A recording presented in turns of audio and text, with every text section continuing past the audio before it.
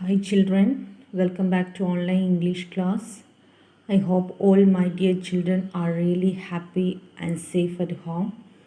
So be at home and go through your daily lessons.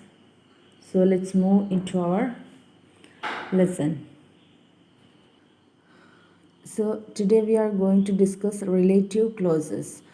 Traditionally, relative clauses are also called adjectival clauses. Okay, so let us look what is a relative clause. Relative clause means a group of words which has a subject and predicate of its own and does the work of adjective in a sentence. So relative clauses does the work of adjective. For example, first of all, look at the example. The book that I borrowed is lost.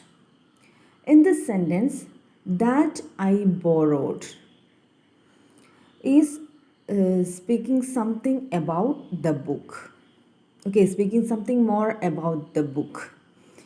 The book that I borrowed is lost.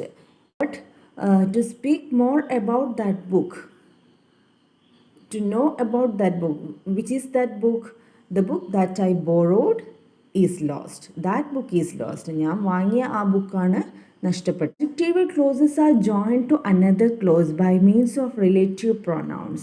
My dear students, do you know what is a relative pronoun? Relative pronoun can be used to join two sentences. രണ്ട് സെൻറ്റൻസുകൾ join ചെയ്യാൻ വേണ്ടി use ചെയ്യുന്ന pronounce ആണ് relative pronoun. Okay, relative pronouns is related a noun or pronoun going before. For example, this is the boy, full stop. This is a sentence. I met yesterday. This is another sentence. We want to combine, we want to relate these two sentences. This is the boy I met yesterday. How we can combine? By adding a relative pronoun. Then let us look the sentence. This is the boy whom I met yesterday. Okay, in this way we combine two sentences by using relative pronoun. So adjectival clauses are joined to another clause by means of relative pronouns like who, whom, that, which, where. All these are relative pronouns we use to combine two sentences. In this sentence, this is the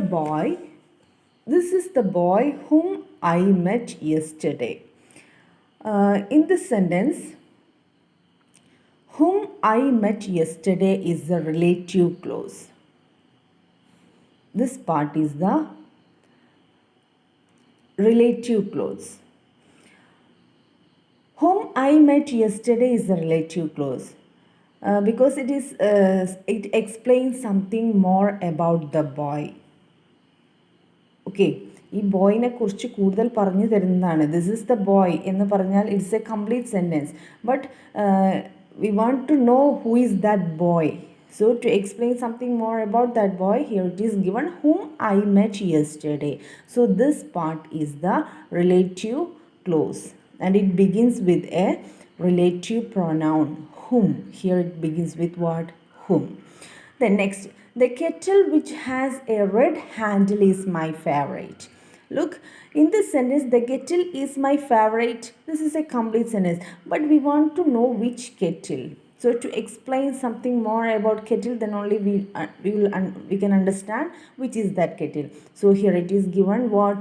The kettle which has a red candle. So this part which has a red handle. This part is the relative clause and it begins with a relative pronoun. So relative pronouns are who, whose, whom, that, which, what. These are the main 6 relative pronouns. A relative clause begins with a relative pronoun. Got it? So in page number 33 in your textbook, in reader, page number 33, there is a work for you. Underline the relative clauses in these sentences. Okay, so you have to do by using pencil. We will discuss the answers in the next live class. Next one is, there are two divisions for relative clause. One is defining or essential, we can say essential or defining. Then non-essential or non-defining. Here in the textbook we are using defining and non-defining, two divisions. Relative clauses are two types, defining and non-defining. So what is defining clause? Let us look. What is defining clause? Defining clause, we use defining clause to give essential information about the person, place or thing that we are talking about. For example, when we look at the example, it will be easy for you to understand. The man who lives next door is a doctor. In this sentence, the man who lives next door is a doctor. In this sentence, we are talking about the man. To give more information about the man, what we say is who lives next door. The man is a doctor. It's a complete sentence, but we don't know who is that man. We want to get some essential information about this man. Then only we can identify that man. The man who lives next door. Next ഡോറിൽ താമസിക്കുന്ന മാൻ എന്ന് പറഞ്ഞാൽ നമുക്ക് it is clear. This information is essential. ഈ ഒരു കാര്യം പറയണം എന്നാലേ നമുക്ക് ആളാരാന്ന് മനസ്സിലാവുള്ളൂ. So this is defining close or essential close. Okay, in the textbook it is used defining clause. Essential information. We want to get essential information about the person, place or thing. So we are using defining clause. Then non-defining clause. Mr. Roy who lives next door is a doctor. Here it is given the proper name of the person, Mr. Roy. Mr. Roy is a doctor. It is enough. This is not essential here. Who lives next doors? This information is not essential. ഇത് ഇവിടെ ആവശ്യമില്ല. ഇത് ഇവിടെ തന്നിട്ടില്ലെങ്കിലും we know that Mr. Roy is a doctor. Okay, the name is specified here. So this is non-essential or non-defining clause. For example, look. Another example, the road where the accident takes place is near town hall. This is defining because the road is near town hall. When we say like this, this is a complete sentence. പക്ഷേ we want to get which road.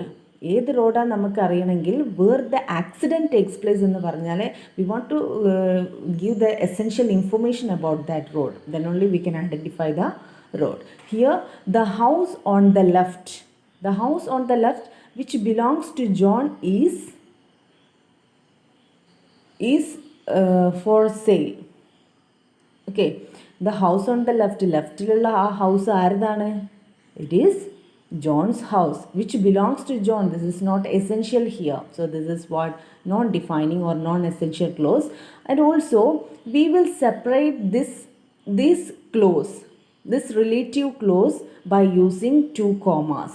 So it is very easy to identify non-defining clause. We use commas in this and we do not use commas here in this defining. Defining il comma undavilla, non-defining il there will be commas. Okay, so in page number 34 you have another work. Circle the relative clauses, then write defining or non-defining. Okay, so try to do that work also. We will discuss the answers in the next class. So thank you.